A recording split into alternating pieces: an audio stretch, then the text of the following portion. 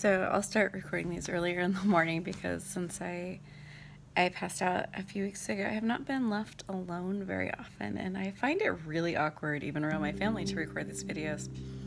Can't even tell you, it feels weird just talking to a phone. All right, so yesterday I haven't talked a lot about the pain ladder lately, and that was so helpful yesterday because I had a massive dislocation in my foot the night before and shoulder.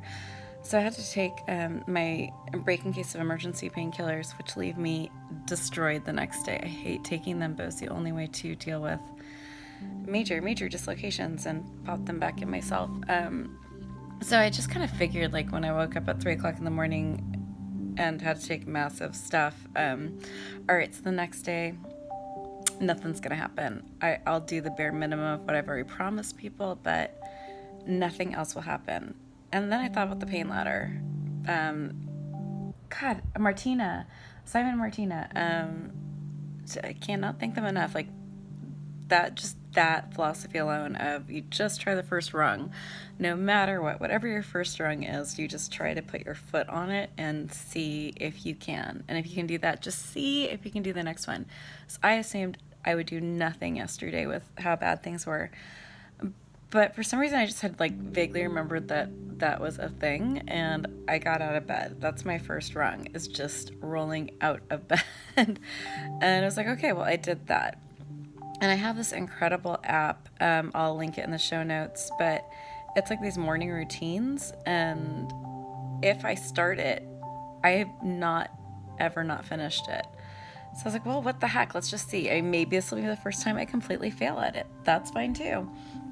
But I didn't. I got all of my morning routine done. I'm doing the Muldowney method every day for my Ehlers-Danlos. And that's like a 12-minute workout, which for anyone who exercises, this is nothing to you, but for me, it's a huge deal to be able to do strength stuff for a full 12 minutes. Like, it's just brushing your teeth, it's just getting your flossing done, having breakfast, taking all of the medications I need to take, all the things I forget to do during the day, and it sets me up really nicely for the rest of the day. So I'm a big fan of that. Even with all the pain, I got everything on my morning routine done. And then I had a wonderful chat with the founder of Lemonayde app. They want to sponsor the show. It's a dating app for people with disabilities. The guy who runs it is wonderful. He was so sweet. I'm really excited. He will be on the show later. He's also going to be on Lauren's show, Not What I Ordered. So when that comes out, I'll also release that because I love Not What I Ordered. I adore Lauren. Amazing podcast. Please put it on your list. She's fantastic. And then I did a really great show recorded with Ava, who runs Wellacopia, which is a really cool, I call it the dating app, the Match.com for chronic illness people to find their doctors. She's really on the forefront of video medicine and telemedicine. I'm so excited about this, but we had just had a random chat about something else the day before, and I'm like, this needs to be on the show.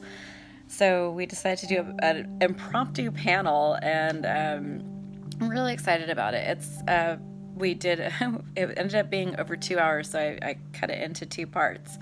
But we did a whole panel on life choices and chronic illness. Not that we make poor life choices, we didn't choose this, but just how chronic illness affects your entire life from being a kid or a teenager. We didn't even get to retirement, by the way. We seriously talked for 2 hours until I was ready to fall over in my chair. I do not do well sitting up for too long.